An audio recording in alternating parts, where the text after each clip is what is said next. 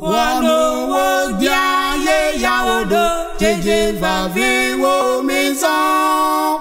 Taho wano wo dia ye ya odo jeje va ve wo maison.